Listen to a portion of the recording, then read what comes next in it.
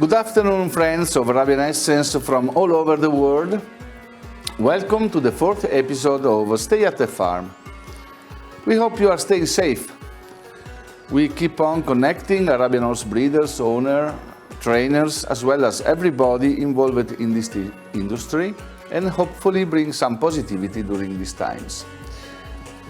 We are ready for our first guest of today, but before we open the conversation, we would like to remind you that you can send your questions during the interviews and let us know if you would like to participate to our program by messaging on WhatsApp at the number you see below.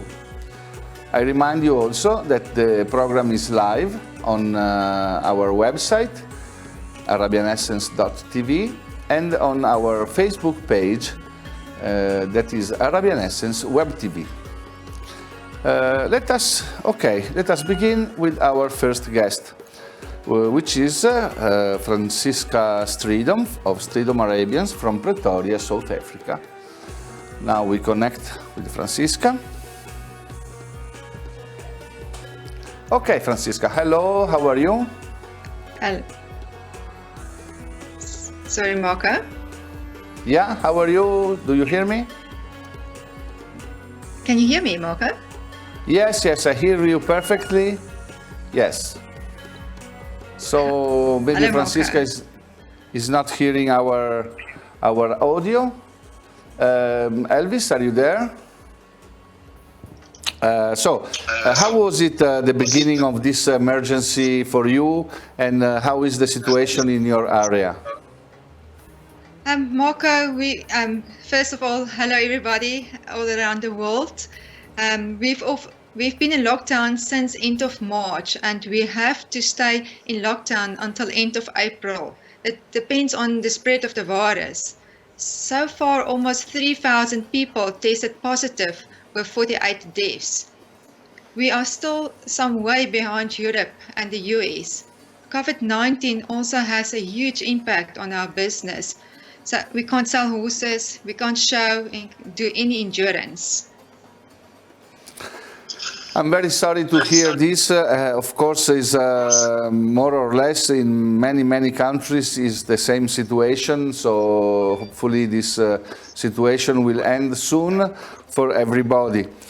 We show now a video that you sent, and then we can comment. You can comment about this video. I have some questions for you. Thank you, Marco. So far, almost 3,000 people.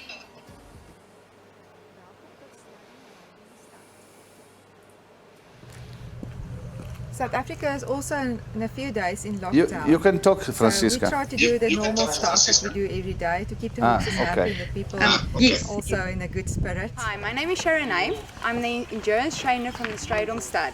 The horse standing next to me is a daughter of Charismatic out of HCE McDonough. My name is Temban. I'm a horse feeder. I'm giving the horse food. The horse next to me. Is it a charismatic daughter?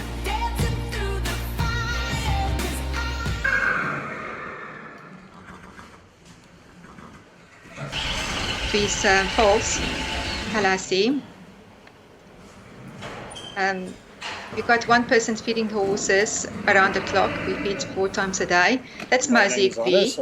We imported him from the USA. That's the mare Ansata now Princess out of Biomagic Dream. Maria, I'm a hostess at Strijdom Arabians. That one is showing now as Hyarina. And that's a Western stallion we imported from the USA, a false we imported from the UK, from Shirley White. My name is Alex. That's a performance horse, so we try to do everything on the farm. Alex, that's the stallion we imported from the USA.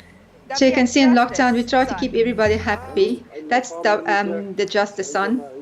That's our farm manager. Try to keep the people's spirits up and the horses' spirits. My name is Obed. I'm here. I'm come from Zimbabwe.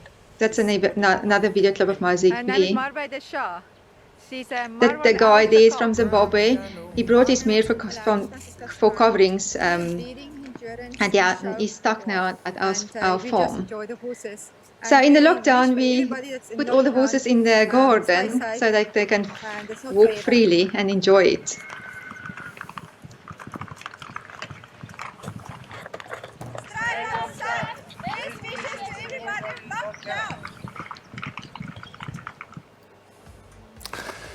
Very beautiful video, Francisca. Thank you for sending. We have some questions about, because we know that your farm is the home of the famous stallion Magic Dream, and he was born in '92 in Canada, and is a direct son of the immortal Ali Jamal. Could you tell us about something about this famous stallion? I will try, Marco. Every time I speak about Magic Dream, I burst out in tears because it was very special to me. And that's right, Magic Dream spent his last 8 years at our stud. He was one of the true legends of the Arabian breed. I loved him very much, and I treasure all the fantastic memories of our time with him. For me, he was the most perfect Arabian horse. Every time Magic Dream emerged out of his stable, he put on an unforgettable show. When you saw Magic Dream for the first time, you will remember him always. He was such a special animal. He had many outstanding features, big black eyes, tippy ears, and the spirit of a king. He was a prepotent stallion.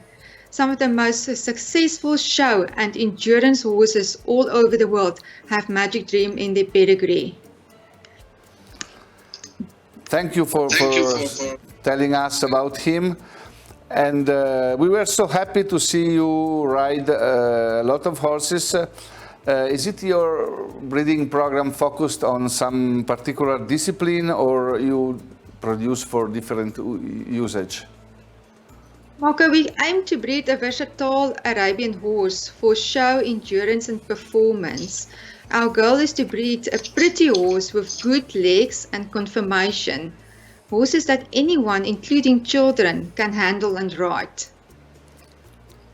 Good, that's nice to hear.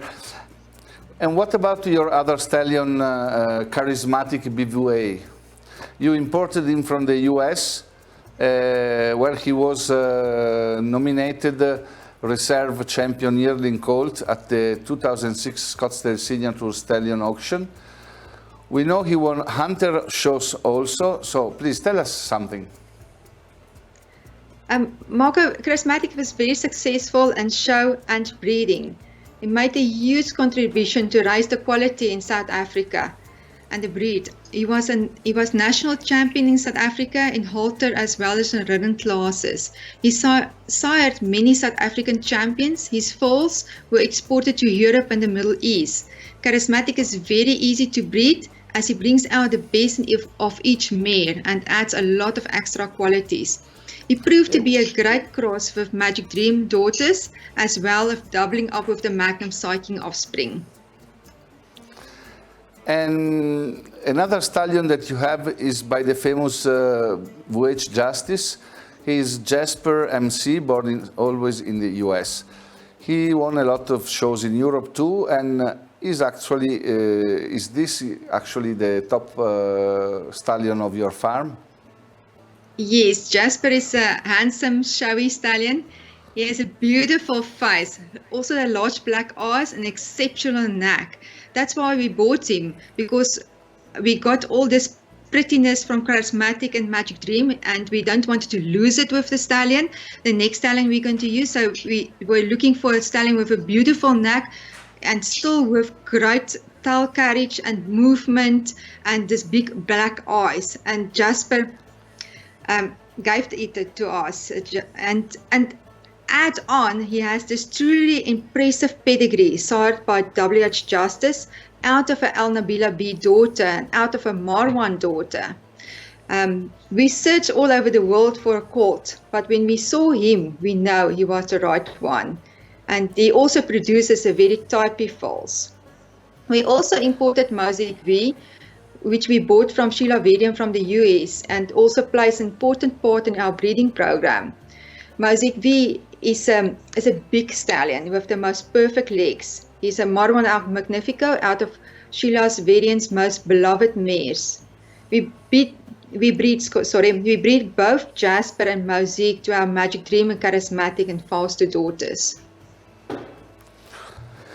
Thank you for telling us all of this. Now we see if we have some question from our social room. question from Lina from Israel. And she said, looks like you bought a lot of courses from USA or Canada. There is a motivation. Do you think in USA you can find something different from Europe? Better horses, or is it just because you have better connections there? The full part of the questions, can you repeat it for me, Marco, please? Yeah, can you repeat, Elena? Yeah. Lina from Israel. Looks like you bought a lot of horses from USA or Canada. There is a motivation. Do you think in USA you can find something different from Europe? Better horses, or is it just because you have better connection there? That's a difficult question. No, I don't think the USA have better horses. I think there's everywhere in the world, there's a lot of good horses. The USA have more Arabian horses than anywhere else in the world. What we liked about the horses in America, because they got very good legs. They still pretty and they got good legs, because I love to ride my horses also. And we bought in the UK and in other parts in the world also, not just in the USA. Most of us, the horses, is come from the USA and Brazil. Yes, that's. Then we have Diego from Spain. How is the market in South Africa? There is national market for Arabian horses, or most of the horses you breed will be sold overseas? National, there's a national market, and we sellings overseas not as a lot as what we want to, because we got the African horse sickness in South Africa, but we sell a lot in South Africans sell a lot of Arabian horses to the Middle East because of the endurance. Okay, that's all from here. Okay, I don't know if Elvis has some questions or if he's not connected now. Do you have any question, Elvis? No, I just would like to say hi to Francisca, and I'm very happy to learn about this, Magic Dream, about your experience, and I can feel the love that you had with him and the connection. Looking you, how you express your feeling and your tears from your eyes. So. It was really a special horse. I think one of the horse that I always admire first of all, for the ears. I remember that this ear, very short and very, with the two point aligned, it was really amazing. And I can remember that almost all his offspring can be recognized for this kind of ear, So it's been a really important stallion all over the world, I think. The most important thing about Magic Dream was his spirit. He was always showy. That was not a day that he was showing off.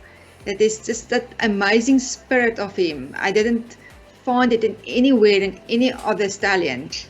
Magic Dream was really a special stallion, and he was very soft. But he could dance the whole day around you if you let him be. Yeah, he was so charismatic, really. I'm so happy and honored to have you here with us today to share your experience with everybody. Thank you. Thank you. Thank you very much. Thank you very much, Francisca, and we maybe connect with you in the future if this situation continues, because you're lovely, and I hope next time we have a better audio. And thank you very much. Now we have 1 minute advertising, and then we are back. Stay with us. This program is offered by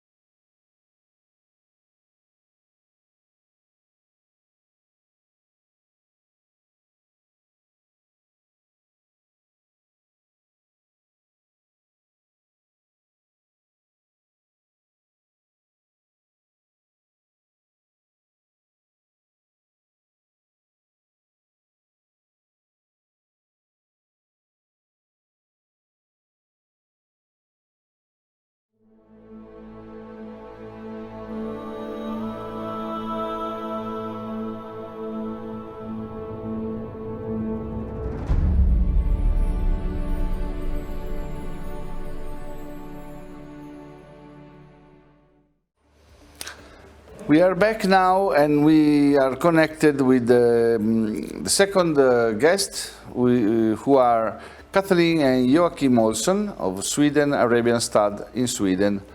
They live in Uddevalla, which is in the west coast of Sweden, close to Gothenburg. So, we see if... yes, I see you. Do you hear me? Hello, hello. Hello. Yes, I hear you Now perfectly. I hear you. Hi. Good. Hello, hello.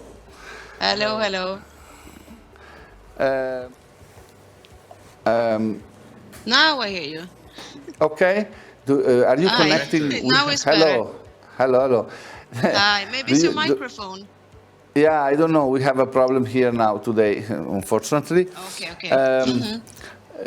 Are you calling with the telephone or mobile or the laptop?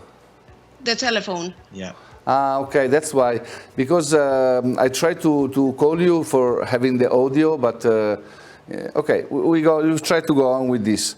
Okay. I was saying that we hear that the Swedish government decided to leave to people to handle the COVID-19 emergency. Is this accurate? Is this really that you can decide yourself what to do? Or you have quarantine and lockdown? In Sweden, we choose another way. We are not so close that other countries are, and right now I don't know if this is the wrong way or the right way, but we listen to the government and what they have to say, and we obey. Yes, of so course. they didn't lock down, but of course we have some restrictions, and they tell us to stay home, but they didn't lock down totally like other countries do. And it looks like in this moment Sweden is having a situation worse compared to the other northern countries. I don't think so, actually. No.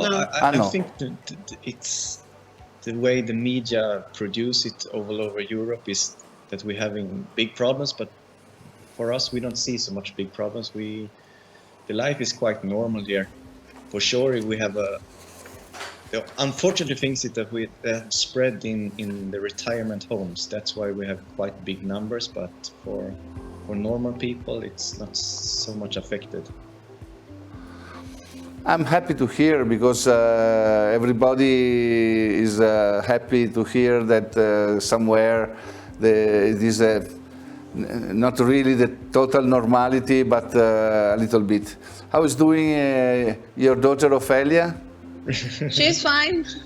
She's fine. She's Good. fine. She's fine, Good. and she's in school because the school is still open, not for the teenagers, but for the small kids. So, yeah, she's fine. Happy to hear. Yeah. Kathleen, I know you've prepared some videos of your horses, and Yes. among all these videos, we found two very special horses. One, of course, is the one and only black stallion of the moment, Magic Magnifique. So we see the Yes. video.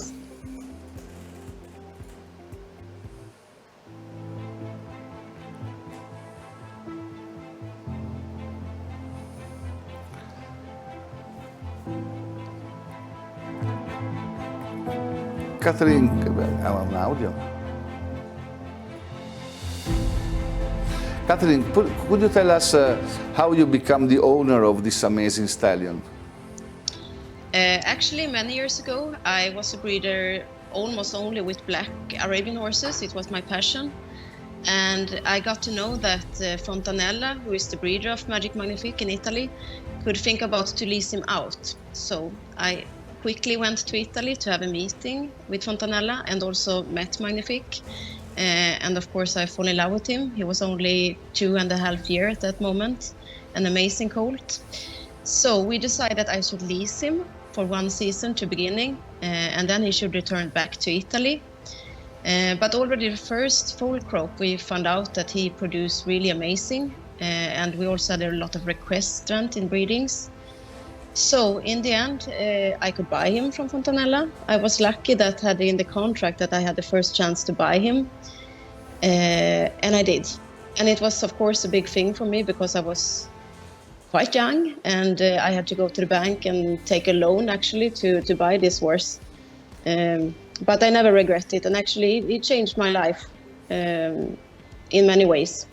I think I went from a hobby breeder to a more professional breeder, and yeah, I never regret. He's a really special horse for me. Magic Magnifique is already well known as a type producer, but we would like to hear from his owner. What do you think he improves in the mares, which are the best qualities that he constantly passes in his progeny? Yeah, of course he's a type a lot. Most of the times he gives amazing ears, huge eyes, short faces, but also great movements and also good legs. We also saw that he produced very good with different kind of bloodlines. And in our program, we choose mostly solid mares. He worked very good with them, and he put that little extra of the type. That's fantastic. We will now show you some of his offspring at the Sweden Arabians. Tell us maybe who are these... Year-old.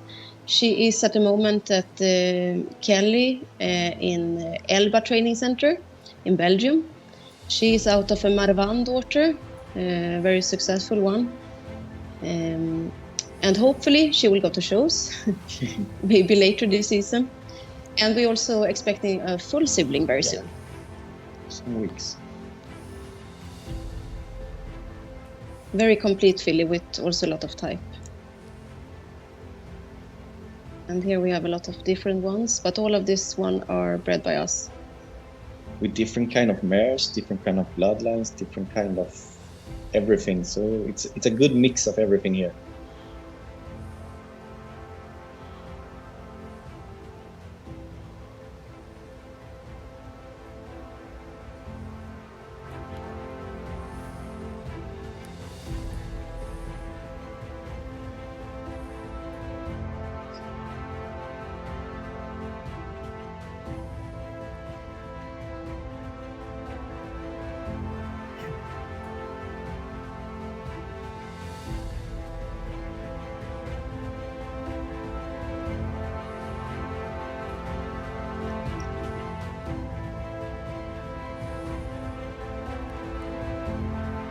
How many years of breeding for having all these results?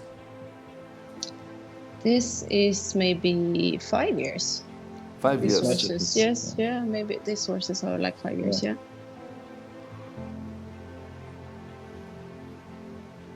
And we are not big breeders, we have like 5 to 8 foals each year. 5, 8 foals, it's a good number already. Yes, yeah. It's enough. It's enough for us. I believe. You work both at the farm all day or Yes. Yes. Full time. It's your life? Yes. Beautiful. So it's a lot of shipping semen and paperwork, and not only take care of the horses. And also you have there a very beautiful place where you told me is the orangerie of the house? Yes. It's an amazing place. Yeah, beautiful, really. I would like to visit when I come to Sweden. You're welcome. Thank you very much. Now, Kathleen, the turn has come for the second world-class guest. Maybe not all of our followers know that you recently bought the incomparable Alma Altillo. Let's see the video.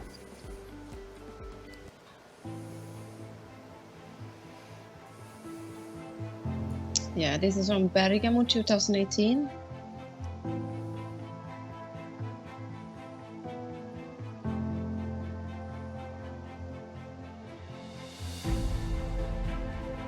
How old she was here?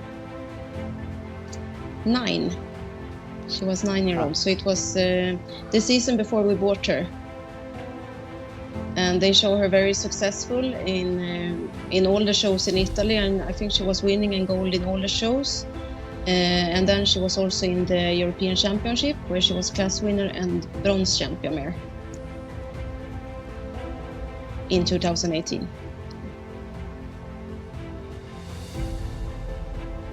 She's really showing. Yeah, she's amazing. She's very complete. And you had offspring from her? We bought Alma last year, and last year we had a little bit problem with embryo. So we had one embryo, but it didn't survive. But today we got a new one actually. So for next year we hope for nice babies. We hope too. Yes. We cross our fingers. No, we will for sure.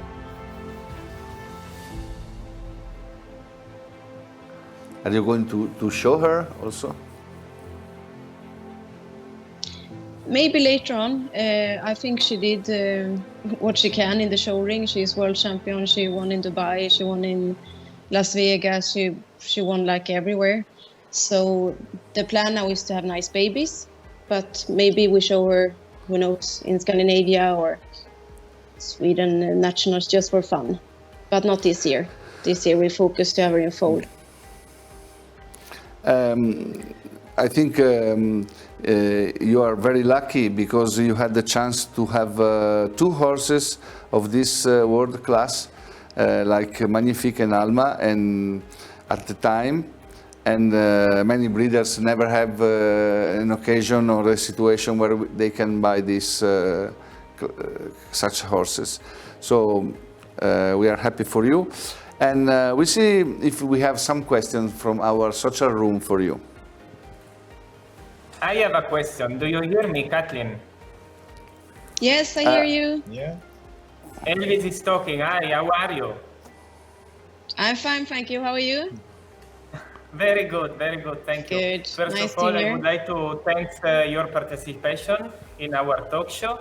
And I would like to know something about Masai Ibn Marenga. I know that you leased him for 1 or 2 years ago from Claudia Darius. And, you know, I've been to visit Claudia, I think last year during Aachen. And I saw this old stallion, but it's really impressive. He's so charismatic, and his movement, you know, I know he's right Russian. And what he brought to your breeding program? Mm-hmm. No, he's really amazing, Masai. He was with us for 2 seasons, and he produced, I think we have like 5 babies. Yeah. We kept 2 very, very nice fillies. They are now 2.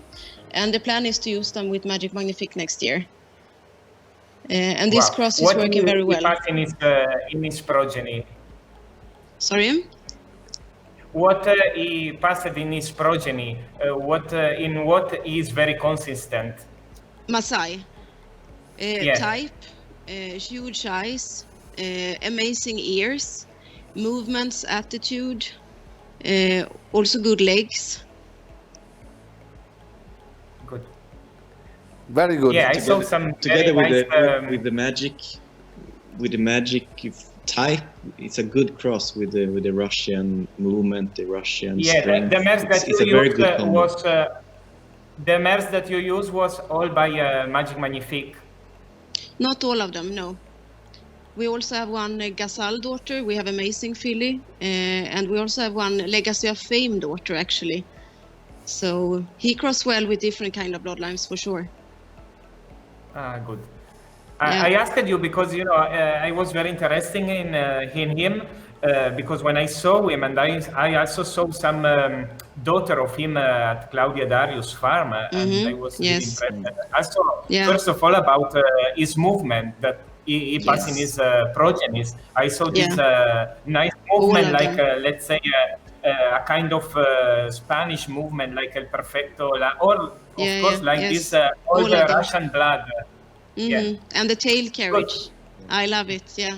Yeah. So, yeah. We will use him more for sure. Okay. Also this year we will breed with him. Yeah. Thank you. Okay. Hi, Kathleen. We have a lot of questions from Instagram, from WhatsApp. First of all, when there was the video of Magic Magnifique, a lot of people wrote that he is amazing. Then we have Skyru Arabians who ask, what mares do you consider the best match for Magic Magnifique when you're looking at pedigree only? For us, actually, we said it before. We now tried a lot of different kind of bloodlines, and actually, I have to say, he worked with mostly of them. Also, straight Egyptian. We have some very nice babies, who is champions in show, and but for us, we choose the bloodline of Russian, like we just speak about, and Marwan and Ghazal lines. So he's very good for outcross with this kind of lines. Then we have Julia Domen from Germany, and she said, did you start your breeding program on your own, or was there someone who helped you? Oh, I start by my own. Youssef from Sharjah. Sorry? Do you hear me? Hear you? Yeah. Is Magnifique producing black constantly with all colors, or there are colors that match better to produce black? Yes, black and black is always the best to produce black. He's not producing black constantly, no. If you want a black baby, it's best to have a black mare, and the best thing is a homozygote black mare. But he had produced black also with grey and with bay and with chestnut. Greg from USA asked, what about the importance of your stallion when he was sent to Midwest in USA? Was he already so famous before his trip overseas, or do you think he became more popular after his stays here in USA? Of course, he was also showing in the States, and he was winning, and he was gold champion there with David Boggs.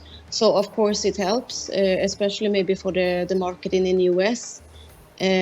So yes, of course it helped a little bit because people saw him more, and he gave some nice offsprings in the States. So of course, yes, it helped a bit, I think. Then we have Lorenzo from Italy, who asked what qualities must have a mare to help a Magnifique to give its best? Like I said before, I think solid mares with strong bodies.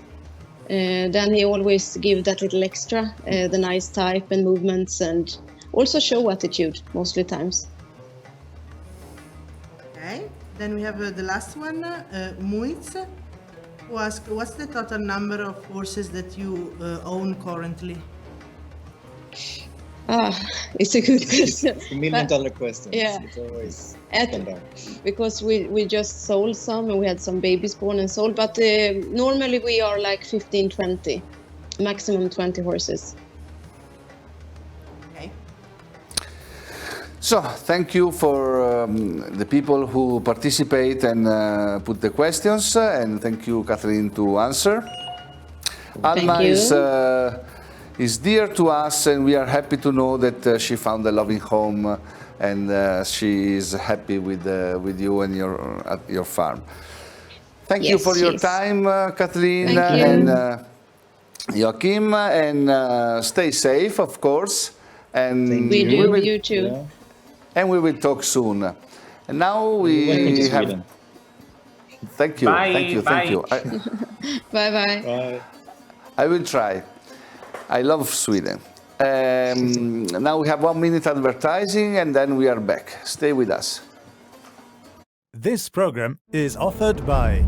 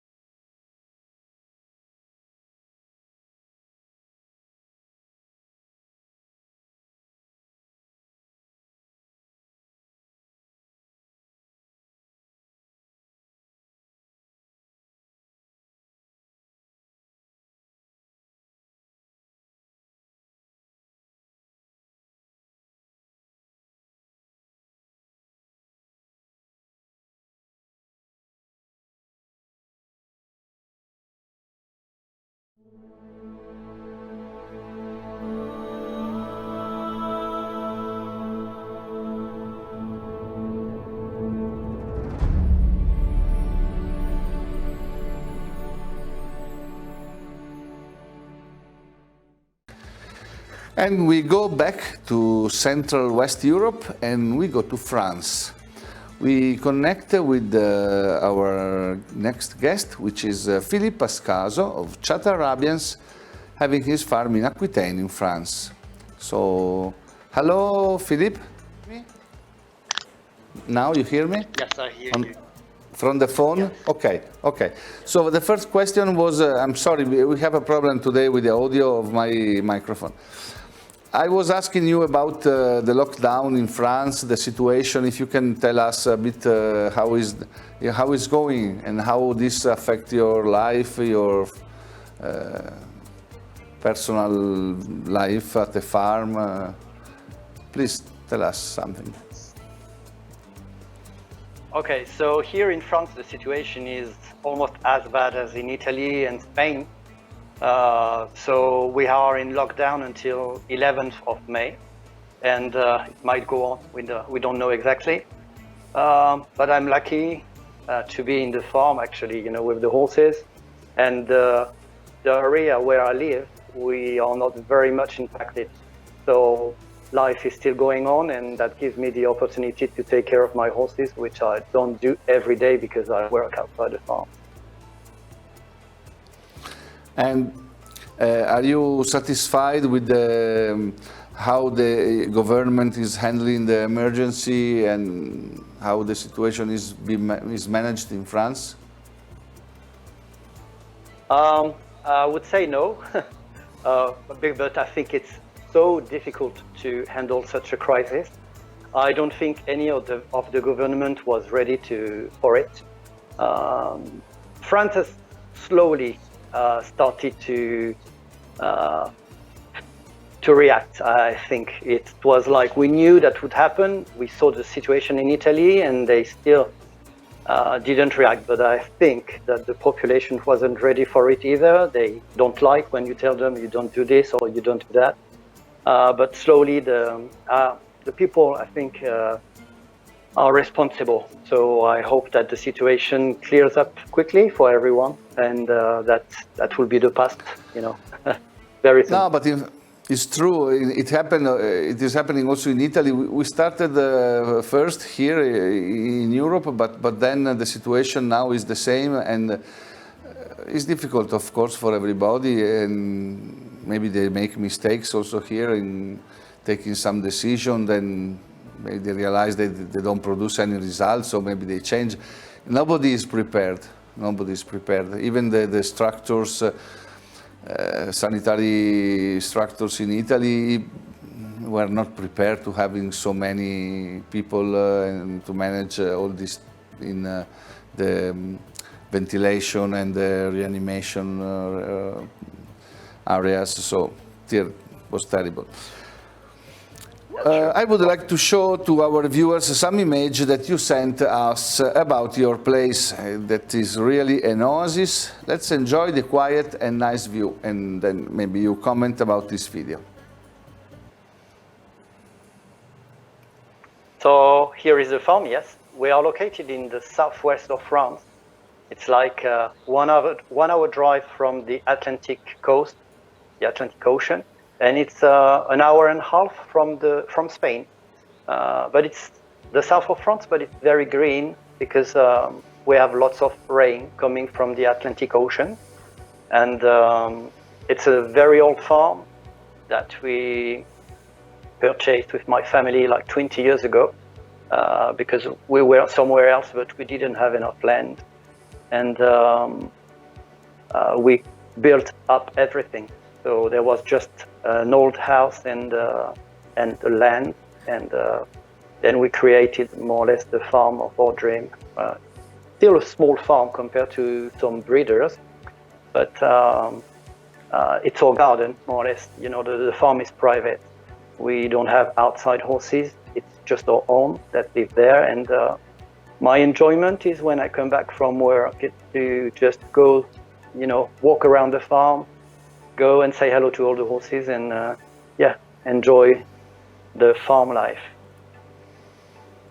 Yeah, it's really beautiful what we see. You have a garden outside, not really just a field. Yes, there was nothing, there wasn't even a tree on this land, so even the trees and everything was planted. But, it's just like a garden, like I said, but it's enjoyable then, to spend time there. Yes, under some points of view, people living in the country, in the farms, are lucky to have the joy of their life around every day, and to have the time to taking care of all of this. So you started this breeding. Do you hear me? Yes, I can hear you, Elvis. I'm Elvis. Hello, how are you? I'm fine. I hope you're fine too. I'm so happy to have you like our guest in our talk show. First of all, because again, one of the stallions that I always admire is and is Ariane Eltessa. And I asked you to participate also because I would like to show your stallion to everybody. I always been impressed about him, and I have never had the occasion to come to visit you in person. But I really hope that after this, quarantine, we can organize a visit, and maybe who knows, one day I will have some feeling from your stallion. So I think you prepared a video of him, and I would like that Marcus show to everybody this video. I cannot hear Elvis, but I don't know if people hear me. Yeah, yes, we hear you, and also everybody heard what Elvis was saying, that he would enjoy to come visiting you, and to maybe have some progeny from your Ariane Eltessa. But now we see the video, and then we have some question for you. Ok. Devi troncare qua.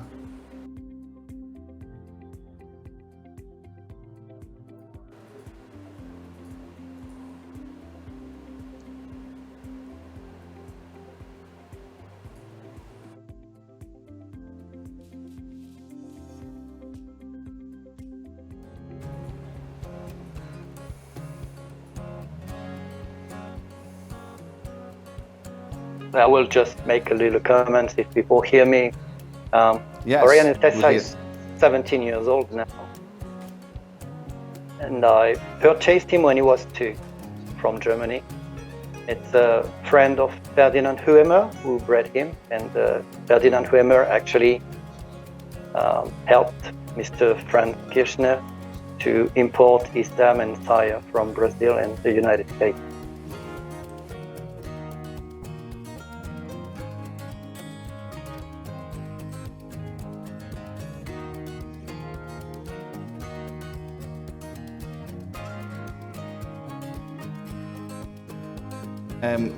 Can you tell us how you become owner of this stallion? Yes, in fact, I bought him when he was 2 years old. I actually was in a horse show. Saw first Ariane the first time when he was a yearling in Menton. He was second of his class, and I was showing Amir Altilio this year in Menton, and I was in the 2 years old class. And I saw Ariane. I saw Ariane again when he was 2 in another horse show. And when I saw him, I liked him, and I didn't realize his pedigree. But it's when I talked to his trainer, who was Scott Allman at the time, he just showed me his pedigree, and I was just in love, because I absolutely love Ludin El Jamal and Lenita Peroy with Aras Meyalua, who is one of the best breeder in the world for me. Just love her vision, and then I just asked if the colt could be for sale, and that's how I became his owner. And at that time, everybody was going for justice and everything, so it was very different. I was looking for a different bloodline, but it was for me the perfect match for my mares that I had, that were mainly Polish Russian. And I wanted to find a stallion that had extra refinement, and I thought that could be a good match with these bloodlines I had at the moment before. And we here we have a video of some of his daughters.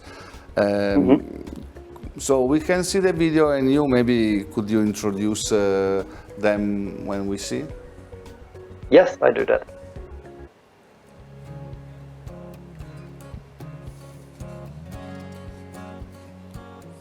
That's the 3 mares I kept because I sold quite a few. And normally we will see, I think, Daria, Chata Daria first. That's the one on the left. She's out of ASH Donatella, famous WH Justice daughter that I imported from Belgium. And she's now getting 7 Chata Daria. So all the horses you see in videos are not clipped, no makeup, nothing, just natural, and they haven't lost all their winter hair yet, but that's how I like to see my horses as well, natural. And the one you were just watching now, it's another Arayan Eltesa daughter, but out of Russian Polish mare, monogram daughter. And Chata Daria, she just came back from Spain because I leased her, and she's been bred to Shanghai EA. She had a very nice filly in Spain, and the breeder of that filly, Citrus Shadow, just sold her to Qatar. She's now in Qatar, and she hasn't had other foals yet, but we're planning to breed her. I'm not a big breeder, so it's been more than 20 years that we breed horses, but I've only bred 21 foals, so it's not many. So we go slowly.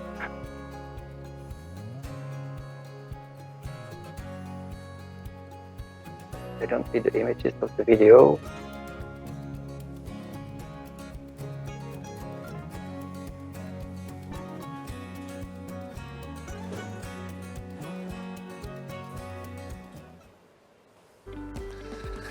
And again, we have another one. It is, I think, Avalon, My Lady. Yes, Avalon, My Lady. She's. I didn't breed her, but I just visited a friend that had bred to my stallion. They used my stallion, and I just fell in love because she's looking very much like her sire. She's not a big mare, but I like the way she's built, and she's got what I like also on all my horses. It's like tail carriage. I mean, they can stand still, they keep their tails on their back, and they have like, she's got that Arayan attitude. Arayan has got like lots of attitude, and she doesn't look very much like her dam. Her dam is Chestnut. She's a monogram daughter out of a straight Russian mare, and Arayan has given like lots of exotism to her dam, and I have now a filly of this mare that I won't show you because she's actually now in Spain in show training with Fadi Al Shakab, and the cross has been quite successful. I was very pleased with it.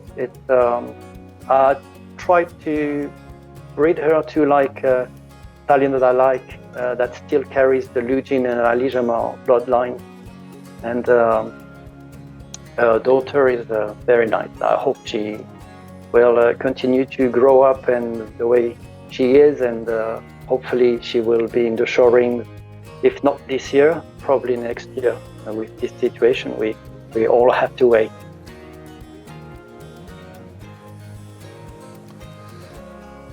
Good.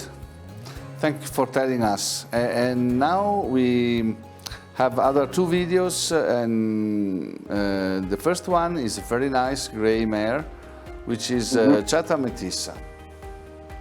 Yes, and Chata Metissa, she represents the third generation of my breeding program.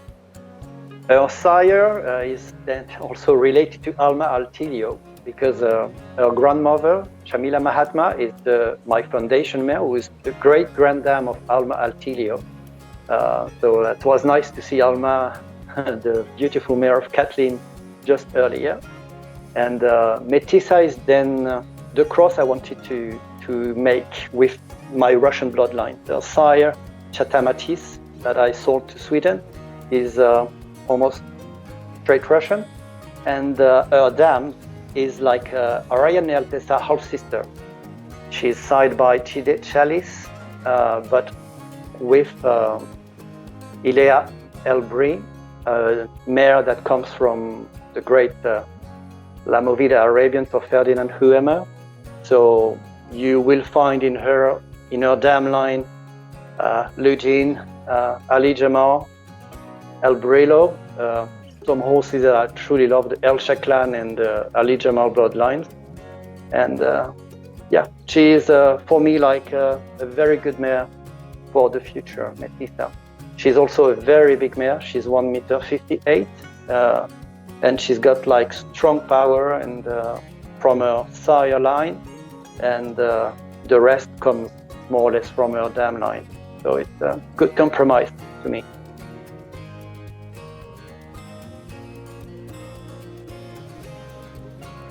Really precious, I think, and charismatic.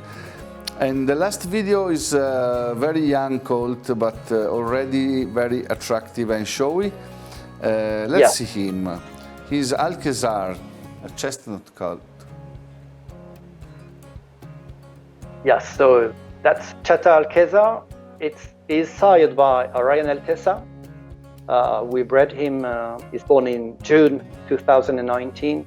He's actually in show training. And his dam is a mare that I had the opportunity to lease. It's a Marwan Al Shakab daughter, but it's not just any Marwan daughter, it's FAL Shawan full sister. I really wanted to make the cross of Arayan, so the bloodlines of Lugin, and with the Marwan Al Shakab bloodline, because it's been very successful so far, but the other way around, it's more mares from the Lugin bloodlines that were crossed with Marwan, and they are like QR Mark from Ali Jamal as well, but there's Abba Qatar and so many great Marwan sons that come from these bloodlines, and I try to make that cross also, but the other way around. So it's the sire is Arayan and the dam line is Marwan. And I like him very much. He's extremely refined. I like that, and also very, very showy. That each time he comes out from his box, he's got his tail on his back, and he loves to show, and he's very, very good with humans as well. He loves humans, so character is important too. Sure. Congratulations also for the result of your breeding. Elvis, are you still there? Yeah, do you hear me? Yes, I can. Hello? Yeah. Yes. Again, I already told before to show the video. Now I saw the video, and this stallion, I really love him. I can tell you that it's years that I would like to come to visit you, to see him in live. And I hope soon I will have possibility to come, and maybe we can plan together something with my horses, my mares. And of course, you are welcome to come to visit, so we can choose one of my mares to give to him. I would be very happy to have a nice feeling from him. So my invitation is open, and sooner or later you will find me in your farm. Okay, that with pleasure. That will be good to actually meet. Yeah. Thank you very much. Do we have questions? No, we have no question from the social room. So, Philippe, thank you very much for being with us. Well, thank you for the invitation to Arabian Essence, and thank you very much. That's a great program. No, it's also because it's people like you that show horses, and that makes the interest also to discuss, to know more about. So it's also knowledge about breeding, about what people is doing in the countries around the world. So thank you very much. We make a little stop for advertising, and we are back in 1 minute with the next guest. So stay with us. This program is offered by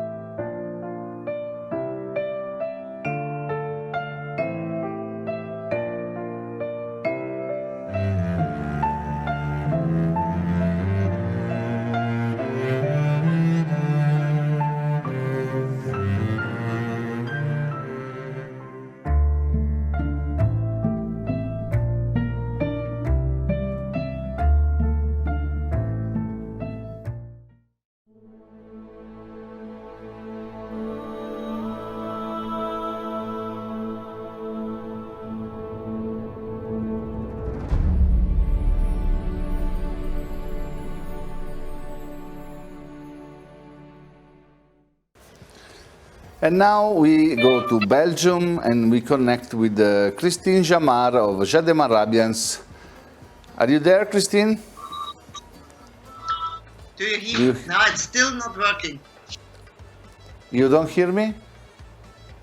Yeah, I hear you, but do you see it clearly? Yes, I see you good. I see, it's well. Okay. So, can you tell us something about the situation in Belgium, in your farm, in your area, how you are managing all of this? I must say that for me it's nice to be home. So I'm very happy to be with my horses and see the babies to be born. And I enjoy it, to be honest. I don't complain. I don't have to fly. I don't have to do anything else, just to enjoy my horses. That's very good. And we have some nice videos of your 2020 babies. Let me show them, and you can tell us something about this young stallion, father of this nice colt and filly that we will see. Yes. You can tell us something about Malik J. My strategy was to cross the mares from Emerald G with Shiraz. When I saw Shiraz Lafont as a baby, I went to see him in the south of France to buy him for a client. But I really fell in love with him because of his attitude and always tried to run away from his mom and very pretty face. So, and what you see here is a cross of not with Emerald, but with the Maktub daughter. It's a Shiraz out of Miami, who is Maktub, but comes out of a Cuauhtémoc daughter. So the blood is in it. And the gold, of course, the videos are not professional, but it's a really nice gold. They always show, and they're always pretty, and they keep the type of Shiraz. The Shiraz always improves the type, but they don't change by getting older. They keep the type. The heads are always pretty.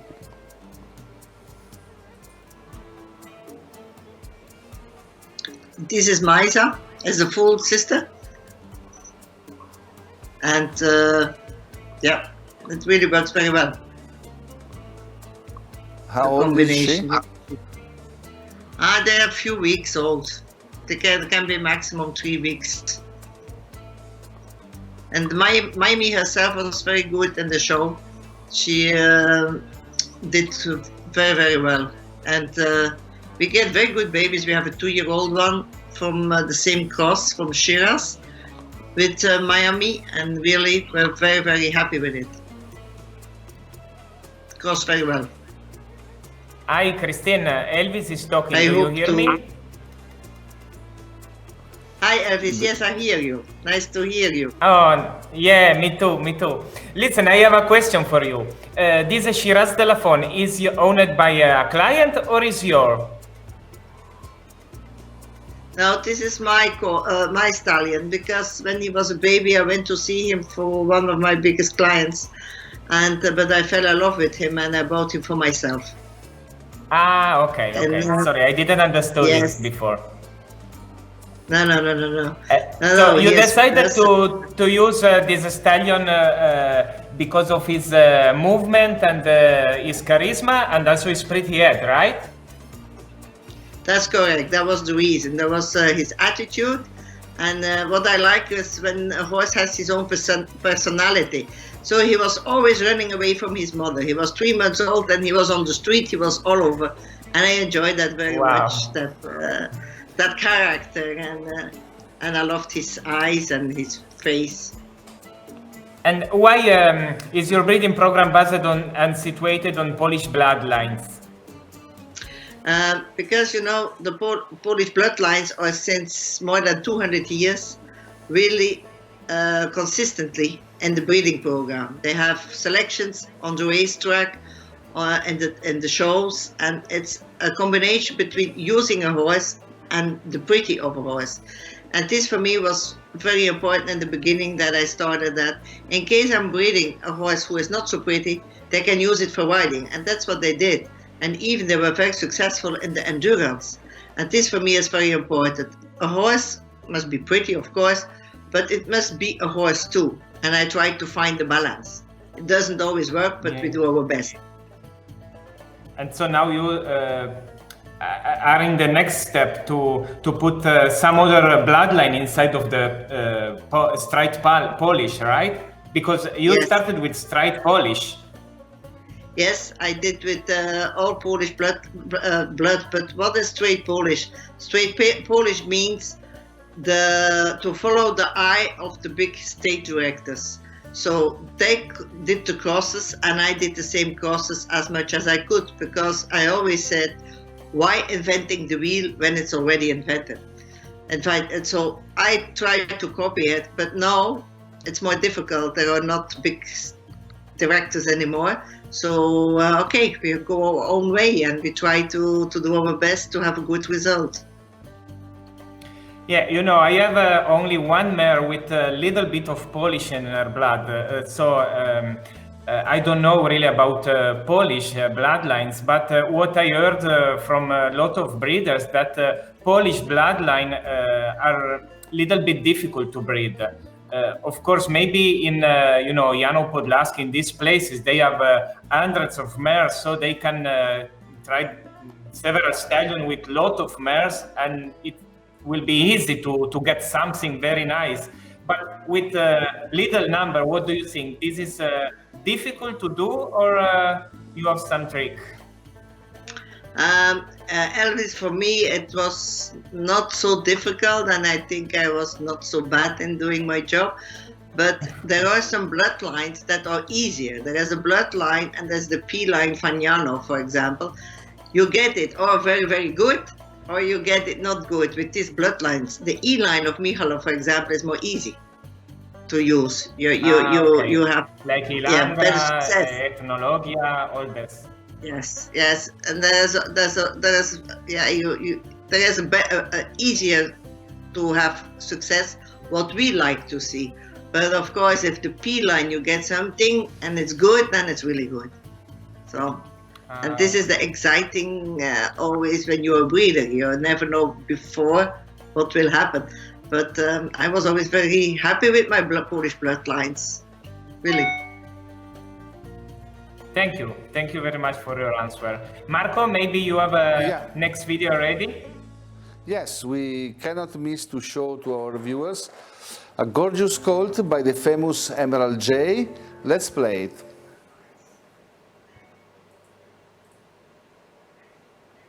This is a El Ghazi J.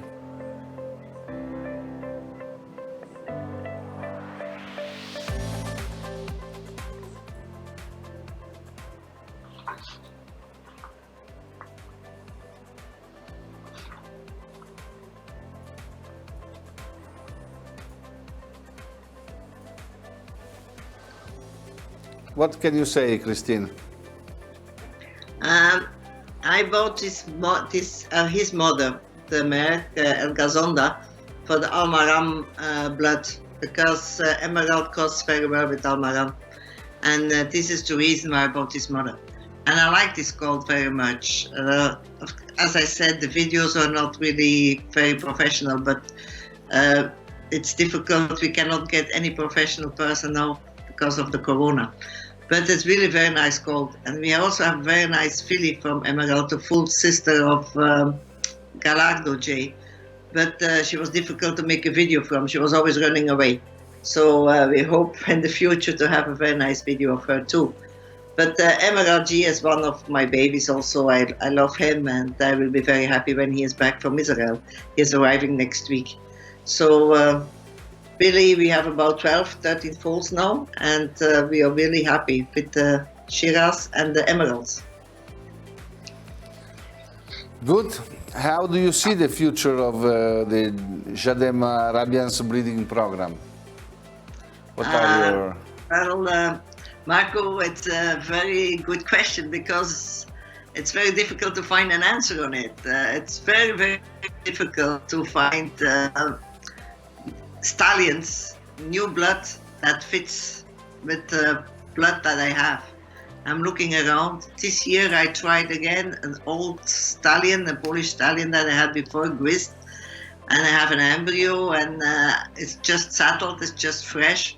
So I hope for a filly, of course, and see what happens. But we are too many. We have the same genes. You know, there's the gene pool is too small, and we need different blood. But everybody used because of the frozen semen and because of the embryo transfers, the same dams, the same stallions. It's very, very difficult.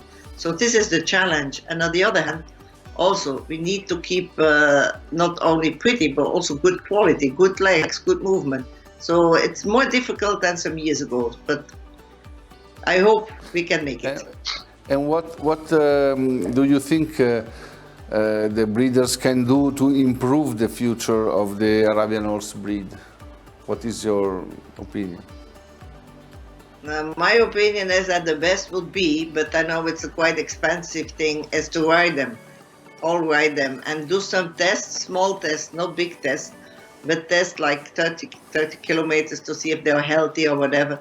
So we still keep a horse, because I see so many horses with bad legs, with not such a nice movement or bodies, and it would be good to keep the horse a horse, not only pretty face. And this, I think, is a big challenge, and for me, it will be not bad to ride the horses more and to do more competitions, but small ones, or even just test before they go to the show, so we still keep a good horse and good healthy horse. This, I think, is a point. Sure. Christine, I have another question, a curiosity. If I tell you to give me a name of a horse that changed your life or that give you something special during your life, like a breeder of Arabian horses, what is this name? Eckstein, of course. Eckstein was a stallion who changed a whole breeding program. You know, sometimes when you improve your farm, you need 2-3 generations to get your dam lines much better as you want. And Eckstein did that in one time. And this was for me really, yeah, everybody knows it's my love. So he did a very good job. Really very good. Okay, thank you very much. Let's see if we have some questions from our followers. Hi, Christine. We have a lot of questions for you. Hi. We have Marsha Thompson from Mississippi. And she asked, what outcross blood stallions do you see as extremely valuable to carry on? Sorry, can you repeat the question, please? What outcross blood do you see as extremely valuable to carry on? What is extremely valuable? I didn't really understood your question. I'm sorry. Maybe she's asking what outcross blood in a stallion do you see as extremely valuable to carry on? I still don't understand. Sorry, Elvis. What is it? A stallion name? Yeah. No. She's asking. Yeah, which stallion do you think it's a good outcross blood valuable to carry? Maybe on? just exact. This is the question. Which is the stallion that you see valuable as an outcross? But this is the challenge is to find one. I'm looking for a stallion also. That's why I asked 3-4 times. What are you really meaning? Because this is my problem too. I don't know. So we asked to Marsha what she can suggest us. I cannot give any answer. If she knows the answers, she can better call me and tell her. No, tell me, I have another question here in Facebook. Let's say from Micaela Servilla. Do you have any nice story about Padron Psyche, his personality? Oh yes, Padron Psyche I loved, really. When he was in my farm, he was two years in my farm. And what I like of the stallion, he has his own personality, but he is not mean at all. Some people said he is mean. Okay, you must never use a whip, never show a whip or whatever, but all the rest, he is sweet with the mares, he is sweet with the people if you respect him. You must, when you come in the box in the morning, don't go straight in the box. Open the door, wait if he makes a turn, and then you can go. It's really a king, you must respect him, and then you have really very, very nice memories of him. I really have. I love him.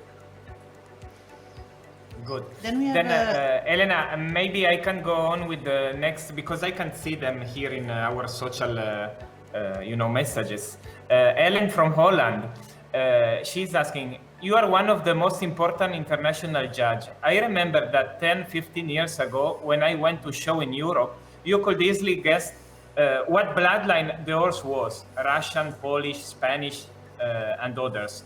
Today, all horses are almost the same. There are not anymore the obvious characteristics that can be recognized for each bloodline. What do you think about the Arabian horse of today? Do you prefer the one of today or the different bloodline of the past years? That's a very good question. That's correct what you're saying. Before you could see this Polish, this is Russian, this is Egyptian. No, we all come closer to each other.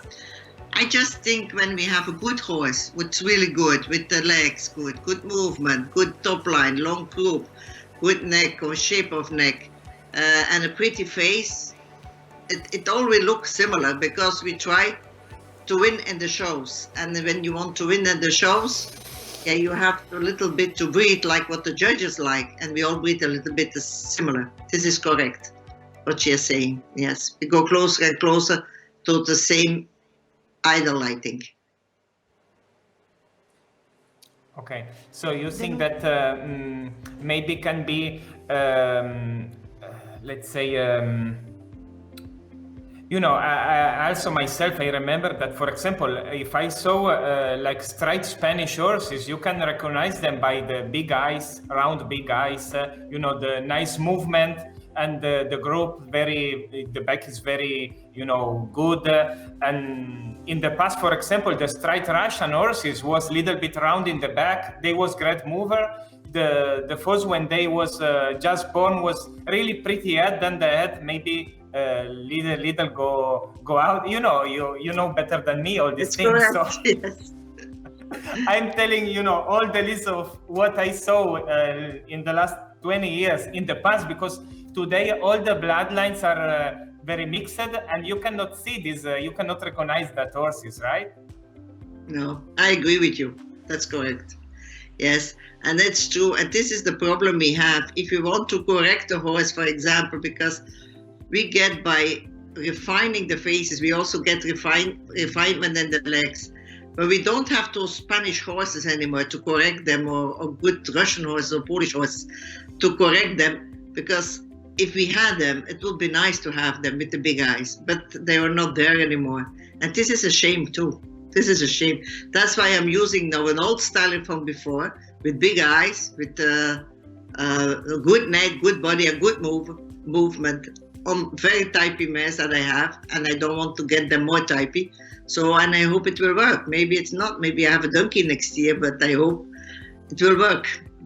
We will try several, and we see what happens. Yeah, this is also very interesting. What sometimes I was thinking is to, like you told, now that finally I got in my breeding program what I like, you know, the very nice head with, you know, nice eyes and everything. Why not to use an old stallion that can give some more, you know, better part of the horse that the nowadays stallions maybe they cannot. So I think you did a good choice to use an old stallion, and then we will see next year. So yes, that's true. I was already happy that the seaver was still working. So because it's from I don't know, the beginnings of 2000, I think 2005 or 6 or 7, something like this. But very it interesting. worked. Yeah. Then Ellen, I go forward with the next one that I can see here. It's Michelle from China. I was waiting the show in Hong Kong to have the chance to meet you, but unluckily this COVID-19 stopped everything. I learned that your breeding program is based on Polish bloodlines, and I also see that you mix also with other bloodlines. Same is happened in Jano Podlaski. Why? It is difficult to breed straight Polish and keep the high level quality you can find nowadays in the show. So it's something similar to my previous question.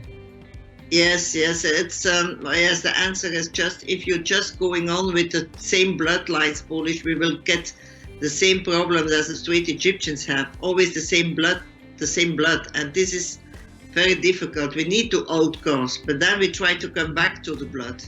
And it's really, at those days, it's very difficult, and we are missing the leaders, the big state directors who can help us by trying out, because they have the chance to try out, like you said before, on 100 mares or 120 mares, and then we can see easily the result. Now we have to try it in our farms, and yes, of course, we don't have so many horses, but we hope that we can have it, the solution soon. Indeed, it's a problem. Then, Christine, Marcia Thompson answered again. She is asking, what do you think of incorporating straight Egyptian blood into breeding programs? What do you think will be added to the mix with contemporary mares of Marwan Ali Jamal lines? Thank you. I can give a clear answer on this. I tried the straight Egyptians on my Polish mares, and to be honest, it didn't work like I expected. I expect to have my type, more type, and more refinedness, and I got the opposite. I got more heavier and not pretty at all. So, but there is some many years ago, they always said not to breed a Saklawi on the Cook Island, and so maybe that's the reason sometimes that it didn't work. And it worked in Michalov once with their E-line, and they had La Hip, and that worked 1 year, and the second year it didn't work. So it's not easy to cross it, but if it works, I think it would be wonderful. But the opposite works. We can put the Mark ones on or for example, of the Polish on Egyptian mess. This can work, and that's a Kohyland. Also on a Saklawi, you can use it. But for a reason, before, even many years ago, the Bedouin said not to mix the lines, even Saklawi not to mix with Kohyland. So keep Saklawi and keep Kohyland. And like we said before, we mix everything now. So it's not always so easy to find a guideline where to go. So I think sometimes it's like panicking situations that people are acting, and this is not really good neither. Yeah, very curious what you are saying about Kohyland and Saklawi. I'm a little bit also inside of the Straight Egyptian program, because I had in past and still some Straight Egyptian mares. And basically, I always had Kohyland. And what I saw in, going around in the world, that the Straight Egyptian breeder, let's say as in Middle East, majority in Middle East, they don't like a lot of Kohyland. So everybody wants, Bin Bukra, Daman, Shawan, Abdan. The Kohyland are always, the last one, because they was a little bit heavy. The head was a little bit, heavy in the head. And what I see is that in the, for example, Marwan al-Shakab Ghazal, they come from Nazl Farid. This is the, Kohyland line. They have Kohyland in their pedigree. So not all, but a lot of the best show horses, purebred horses, they have Kohyland, Straight Egyptian Kohyland in their blood. Not Saklawi, not Daman, Kohyland. But in the Straight Egyptian, the Kohyland are the let's say the line that... I don't hear you anymore. Elvis, I don't hear you. Yeah, do you hear me? Yeah, now I hear you, yes. Do you hear me? In the Straight Egyptian breeders, the Kohyland line is the one that they like less. You disappeared again. Maybe you should come a little bit closer. Yeah. I was telling that in the Straight Egyptian breeders, the Kohyland line is the one that they like less than the others.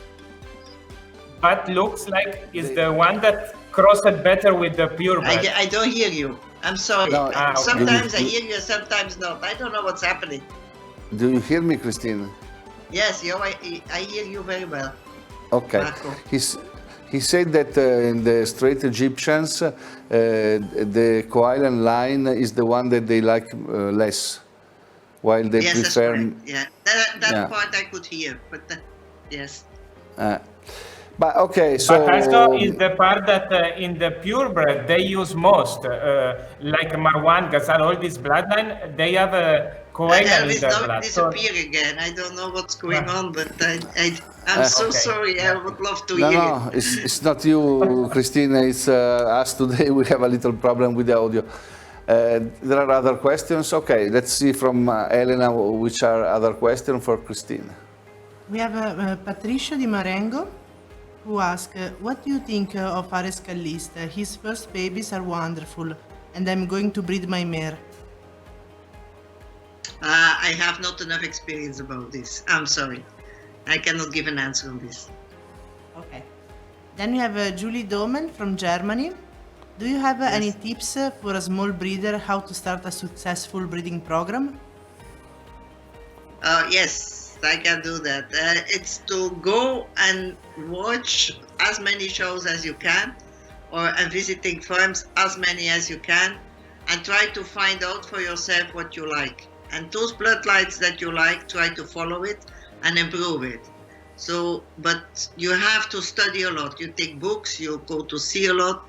This is very, very important. And then you can handle it. I start with 2 horses, but I have visiting, I think, the whole world almost. But it's possible. Then we have Alowana Starter. What are the best Polish dam lines? Yeah, I like the E line for Michalov and the P line of Janov, but as I told you before, the P line is very, very difficult. But we have also a G line, and it's also very successful with us, like Comera, the mother of Gallardo.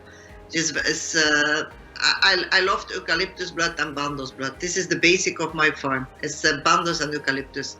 And I loved it because they were elegant, but this is the old blood. And I started with this because I like that type of horse by visiting a lot of farms. And then I got Extern, and Extern he made the back shorter, the croup longer, and the big eyes and the pretty faces, but the eucalyptus and the Bandos had good eyes too. But they had a good neck, and sometimes Extern's neck was a little bit shorter. But the back was shorter too, so when the legs were very good, the movement was super, the attitude. You have to see what you like, visit as many shows as you have and farms, and if you like that type, follow it and try to combine the same bloodlines. Okay. Thank you, Christine. It was very interesting, this interview, and all the things that we said. And we thank you for participating and for the people also that interacted with you. And maybe we meet again in the future with another program. But for the moment, we have to go on to the next guest. So, thank you, Christine. Thank you, Christine. I'm very happy to have you. Thank you very much, Elvis Marco. Thank you very much. Thank you. Bye-bye. Okay, yes, we have 1 minute advertising and then we are back. Stay with us. This program is offered by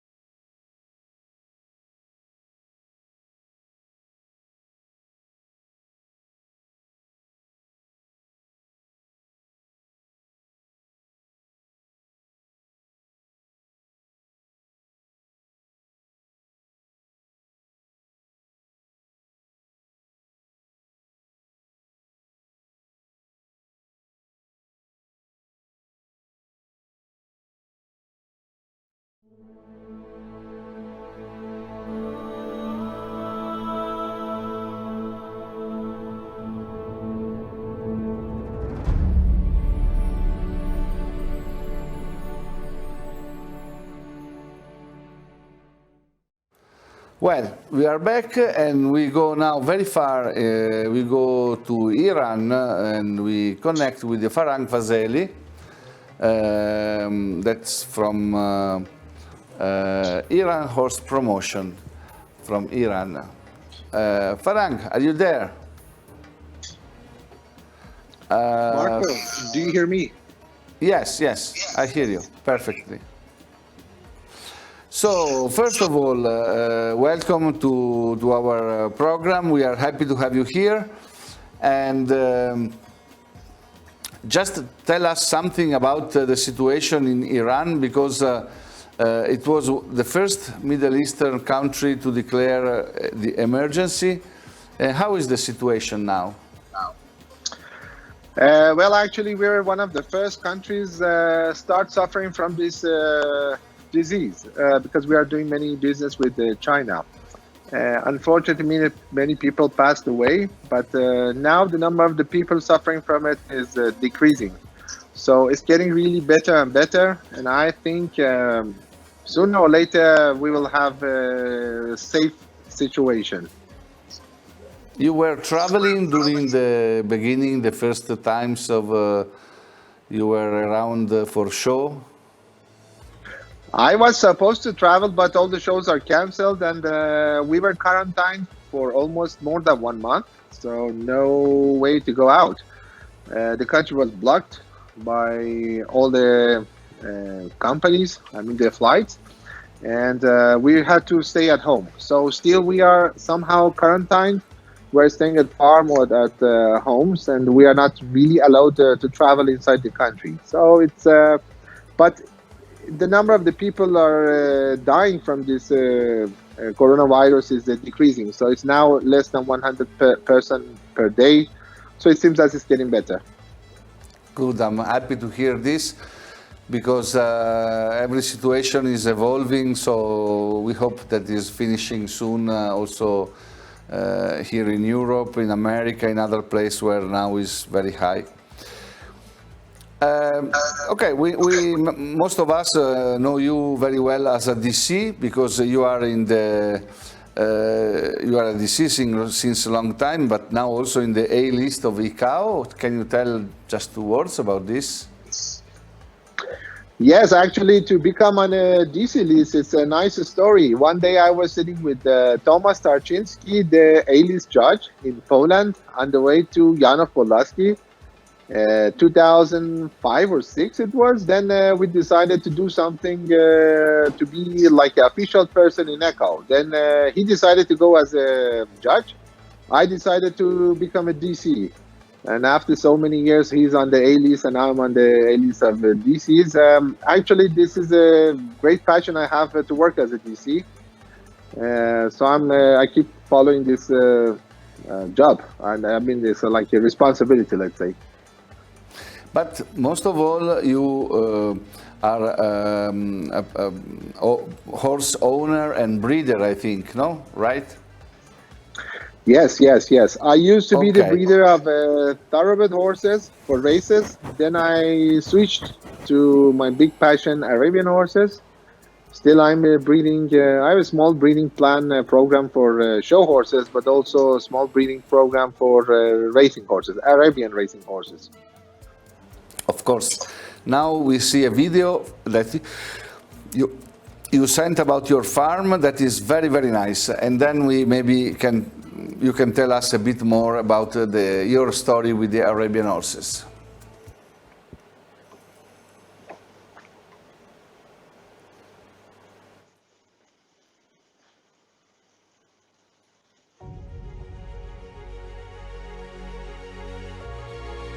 Ciao. صداش نمیاد. صدا ندارم. چیز روش باید بشه میکنم.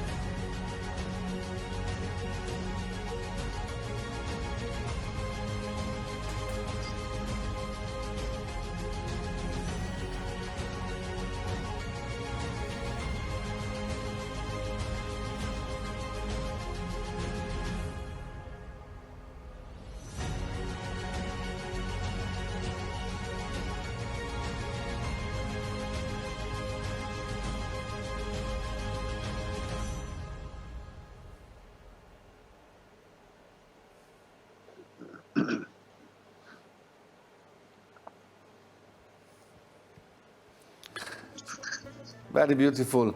And so this farm is where you also live, or is just for work? No, actually this farm is located around 80 kilometers far from Tehran, the capital. And I'm living 20-25 kilometers far from here, in the town. So you go up and down from your home to the farm? Yes, every day. Okay. But how long you started with the Arabian horses for show? It was 2006 when I imported the first 3 horses from Poland. 2006 it was. I started promoting the Polish horses, which was still is my big passion, my type of horses. And since 2006 we are doing it in a larger scale. Now I'm more involved in working with the stallions, selling the breedings, importing semen. Now we have a clinic. It's now it's a larger scale. Let's say I'm giving service to the whole country, to many breeders. How is the market of the Arabian horse in Iran? At the moment, we have more than 10,000 registered Arabian horses with passport, affiliate recognized by WAHO. And we are organizing more than 10 shows per year. Unfortunately, still it's not international, only the national shows, C national shows, B national shows, and 1 national championship. And we have some D regional shows, but in total we have more than 10. The market was really expanding and going very up. At the moment, since last 2 years, it's going down a little bit. The market is not as huge as it was. But the market for the stallion is growing. In last couple of years, we imported more than 1,000 Arabian horses from Europe and Middle East, but mostly from Europe, Italy, Belgium, Poland, many countries. So now we have good mares, brood mares. We are missing the stallions. So many people like me, the other friends, the other breeders, they are importing the stallions.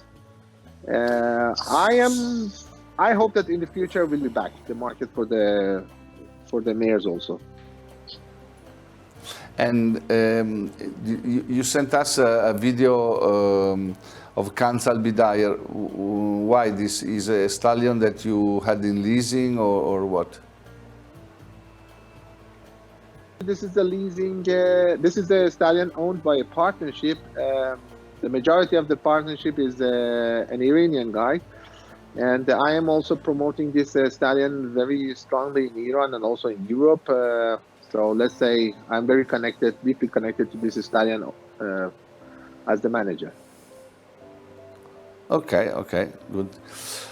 And you sent us a little surprise video that is very funny, and we show now also to our followers. Okay. You are watching Arabian Essence.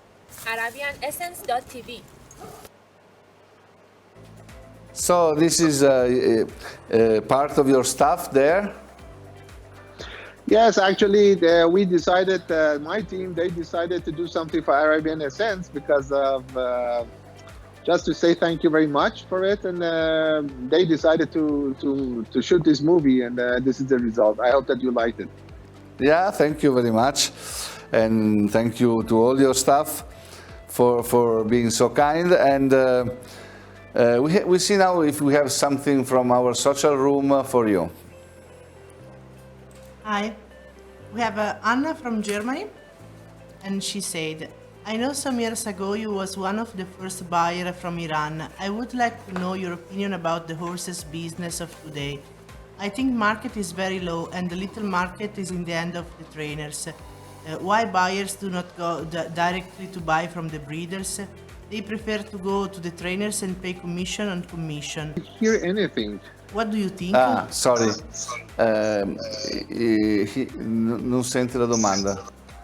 Ce l'hai scritta? La leggo io. Ok.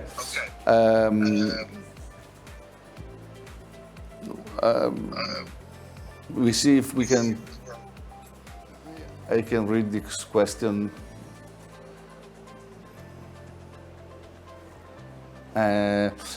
Okay, we do something else while we are waiting for this because I don't have the question here. And which is your model of Arabian horse that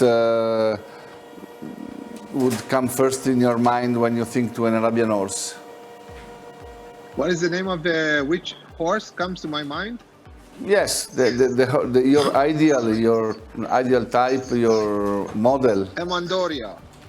Emandoria. Great, yes, Emandoria. Can you say why? She is lovely. For me, she's perfect. She's a complete horse. She's not only beautiful, but she's really a horse that I love to have such a mare at my farm.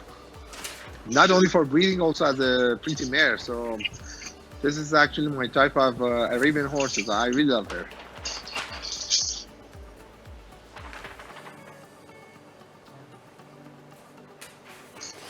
Okay, we don't have any question from our social room because we can't communicate with the social room, so I'm sorry. We thank you very much, Farhang, for your participation and for bringing some information from Iran, which is for us a very far away country. We don't have many relations with Iran. I was never there also. I would love to come maybe one day. So hope to everybody of you at your farm will stay safe, and we hope to meet you soon in a showground. Thank you very much, Marco. For me, the same. I would like to invite Arabian Essence for a show in Tehran. Actually, I'm organizing every year one show, one BE national show, which is a good one, I believe. And I'd love to have Arabian Essence there. So why not? Maybe sooner or later. After this situation with Corona, I hope that we can organize this show, and I really love to have you and your team here. Good, very good. Sure, we would love to come. And so thank you, Farhang, and see you soon. And now we have 1 minute advertising, and then we will be back. This program is offered by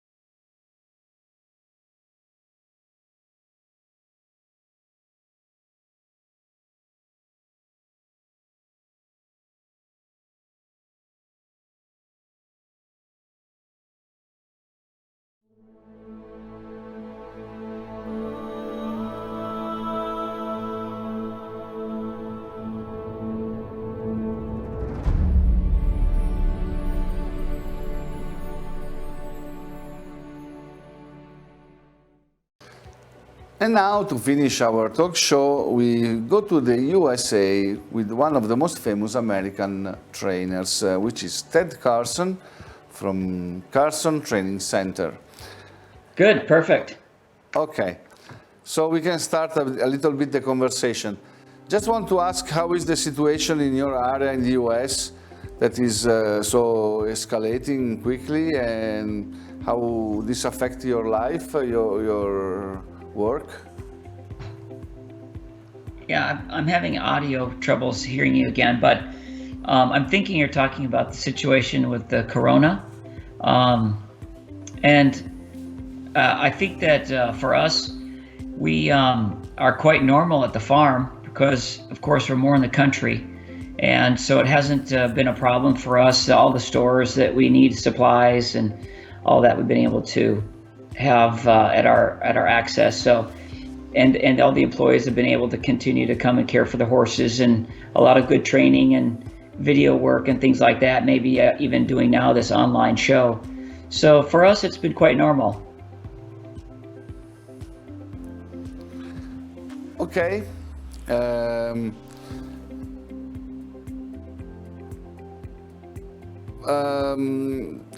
Do you hear me? Yes, I hear you quite well now. Okay.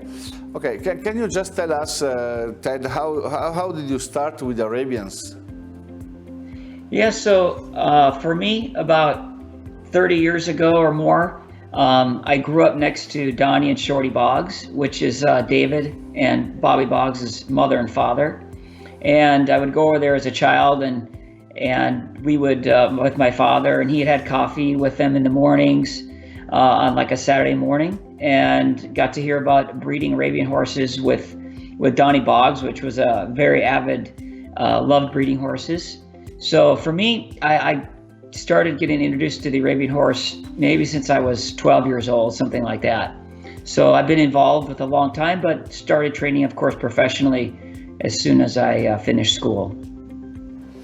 And which horse has been special for your career and that maybe changed your life, or? Yeah, that's a good question. So for us, the horses that have probably been the biggest impact for us are some of the stallions that came through that helped us develop our breeding program. So for instance, we ended up with a horse named ML Mosley Padron, who was champion here in the US many times, and then also became a very good sire for our our brood mares, and now our great grand mares of today's brood mares. So for us, it kind of went from ML Mosley Padron to Excalibur, Shanghai and Excalibur, because Excalibur came to us when he was a yearling. And of course, ended up selling to Uruguay, and then from there turned into a triple world champion. So then after that, or before that, I'm sorry, was SF Faraz, who his brood mares are very successful for us. And now, we're kind of trying to introduce a new horse called MM Epic, who is from Europe with Mario Mat Arabians. And who is now the under the spotlight in your center, the horse that you are most in this moment? Yeah, so I guess I missed Exalt, which is right now our most important horse. He was just named Grand Champion Stallion at the Scottsdale Show, which is the biggest show in the world for Arabian horses. And we bred his grandmother. We bought his grandmother, bred his mother, bred him. And so for us, it's been a 15-year in making, but now he's also one of the leading sires here in the U.S. And of course, a lot of people are really trying to acquire that semen worldwide.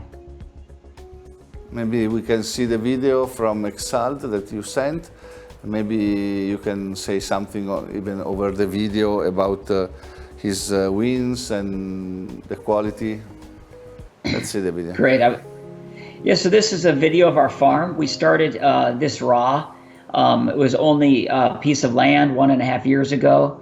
And so anyways, we've been building barns and trying to produce a farm that is a place for people to come and visit and see our breeding animals. This is Exalt himself. We just had him out one day bouncing around, and this was just after he won his Scottsdale Champion Stallion. So this is him at 6 years old. He's really important for us. Not only is he becoming a great sire, but he's been shown 3 times. We showed him one time as a yearling and was gold champion in Scottsdale. We showed him as a 3-year-old. He was U.S. national champion futurity colt. And then also now the 3rd time we showed him, he's 6 years old now, and he was Scottsdale Champion Stallion, of course, going up against some very high-end horses. This is here in Scottsdale. So it was very exciting to bring something like this, have this kind of success, only showing 3 times gold champion, and also being one of the leading sires right now in this country. And what do you think are the qualities that the most prominent to be transmitting by Exalt? So for me, I have always seen Exalt as, if you look at a scorecard and you see a scorecard with 19.5, he's kind of a 19.5. He's got a beautiful neck and shoulder, beautiful face and head, body, and to me, movement, all those things, typey. And so to me, he's kind of a completer. He takes mares and maybe fixes some holes, lets some pretty come through, creates a little bit more charisma and type. So to me, he completes horses. I've always seen him as a 19.5 kind of horse all across the board, which of course, in most cases, if you can score 19.5 across the board, you can win most classes. And I felt that way about him since he was born. And so he just completes horses, movement, type, charisma, neck and shoulder, and pretty. And with which bloodlines you get the best results? So with Exalt, we've actually gone back to Varaz daughters have had a lot of success. So Varaz was also, Exalt is also out of a Varaz daughter. So it's doubling up on Varaz. But I think more importantly, it's doubling up on Veronica, which is Varaz's mother. So we've had some success with also some mares that were by Vision, and Vision was by Marwan Al-Shakab out of a mare named Veronica, which is also the mother of Varaz. So that doubling up that Grand Dam, Veronica, I think has been a big success. Also, we try and do a lot of straight Egyptians to Exalt. We like the straight Egyptian line that Exalt has is the Desperado out of a Taman daughter. So we've taken a lot of our straight Egyptian mares and continue to bring this line to him. Maybe they're not the hybrids, but I think they're future brood mares and future show horses as well. But I think that he, for the most part, has been able to cross with the Marwan Al-Shakab line, the Ghazal lines, and he's been able to cross with the Egyptian and the Polish and all those things. So he's done a good job all the way across. Very interesting, very interesting. Thank you for letting us know more about Exalt. And of course, also, we wish you the best luck if you show him in the future, when we will have again our shows around the world. We have now some questions that came from the audience. We have today some problem here, so I had to read that. Inna from Germany. My son wants to become a trainer. What is the best way to start? He's 7-year-old now. Well, I guess loving what you do is so important. So I think to continue to allow him to be exposed to the horses and learn good horsemanship from the beginning is very, very important. But I think on top of that, I think what's important is that he spends time with numerous trainers that are good horsemen, that can teach you all the details of not only training, but just sheer horsemanship and understanding horses and the language of horses. So I think that's really important to make sure you end up with somebody that you trust and that you respect a lot of their horsemanship skills. Then we have another one that is Marcia from Brazil. Did you notice a difference between Brazil, USA and European training method? What is the best? Well, I think that right now, if you travel the world, whether you go to Brazil, whether you go to the US, whether you go to Europe or the Middle East, I do think you can see the influence from each country or area involved in the showing and the training.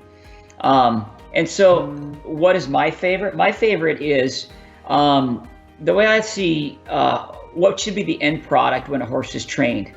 And what I see that as is if you've ever turned a horse loose in a pen and you see them trotting around and they're moving their heads back and forth with a lot of type and expression and they're happy, my goal is to, when I show a horse, that they feel that same way at the lead as they do when they're turned loose. And then if they stand in the pen and they stand up in the corner and they raise up and snort and blow and their neck is up, and their ears are up, I kind of want that to be the end result of a stand-up. And so, yes, I want them to be in control, and I want them to be doing a job very well, but I also want them to be happy doing it, and I want that to be something that's noticed by anybody watching, whether it's on a live feed or if you're there in person.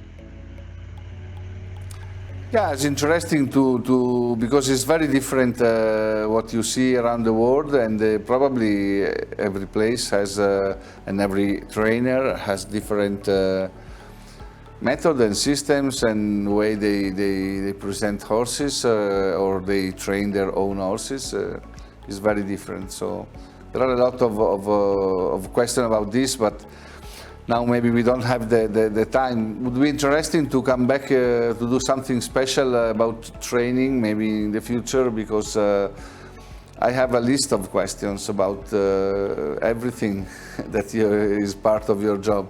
So maybe you can, maybe Hello, you can Ted, tell us. do you hear me?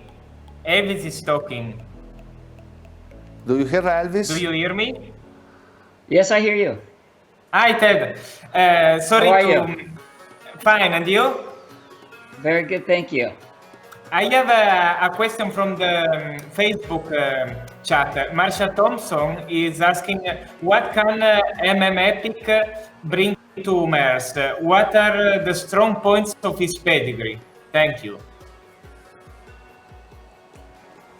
Great, I'll answer that. So we brought MM Epic here because he has the bloodlines, of course, of Al Rashim, which is the leading sire in the world right now, and he's been that way for some time.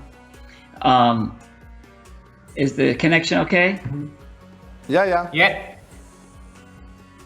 Yes. Yeah, and so he's also out of an RF5 Farid daughter, which is a bloodline that we don't have in this country so much either. We have a little bit of it, but not a lot. So for us, it was a way to bring a horse in. He's a CA clear, SIDS clear, with the diseases that we have in our blood, which was important to us. And then also, I think his attributes are, he's got a lot of charisma, he's got a lot of flexibility in his neck, and he's got just beautiful set eyes and eye cages and eyeballs, which is what in a lot of Arabian type, which is the few things that I want to make sure we keep putting into our blood. Okay, I think it's a good answer for Marcia. Thank you very much. So, Ted, you are the last guest of today, so we thank you for your time, and we give appointment to the next episode, the next Friday. It was a pleasure to have you with us, and good luck with your breeding program and with your future show. When do you think it will be the next show you will be able to participate? So we're right now hopeful that maybe we can show in June. Maybe this is a little bit too hopeful, but this is what we're shooting for. and we hope that things kind of start going that direction for everybody, so that we can all get back in the showroom and do what we love. So in June, maybe in July, we see you in Menton? That would be great. Please. Okay. So let's see you there. Okay, super. Thank you very much. Have a nice day. For you it's morning. Here is already evening, so we now start our evening. Bye. And bye. We have now a little break, and then we come back. This program is offered by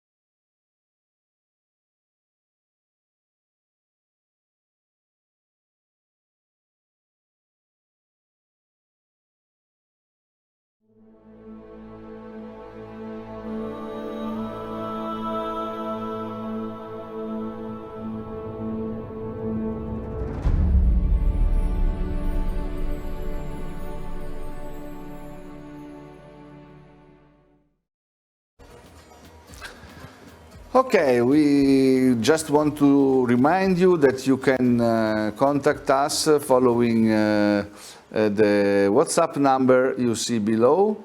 And you can, of course, participate on the Facebook page, writing your comments or writing us for being maybe a guest in the next episodes. Elvis, do you have something to say? Yeah, I would like to say thank you to all our guests, and I'm so happy to see that with a lot of our guests, we get a lot of comment and question all around the world. We saw some question for Christine, even from China, and other from US, from Italy, Europe, everywhere. So this really means a lot for me, I think, for us, because give us, the chance to see that people are happy of what we are doing and to follow, our job. And I hope next episode will be also interesting like this one. And we already have all our guest list. And we have a lot of people asking, so we take note of everybody, and then we can do, time by time the list. Also, because once you contact us, we have to be sure that you prepare the videos, because I think what we are doing now is a good way to show the horses, because at the beginning, the first episode, we put the live chat in the paddock with the horses, but the quality was not so good, so people cannot see very well the horses. And this way we are doing now, I think it's very nice. Is better than before. So also I asked to the people that will write us to be our guest, if they want, just already prepare some videos, so they will be ready, and we can put them in our guest list for next episode. And thank you very much to everybody, and see you next Friday. Yes, see you next Friday. Bye-bye from all the team, from Elena, Christopher, Marco, and Elvis, and who is also behind, Antonella, Cristina. And see you next Friday. Bye-bye.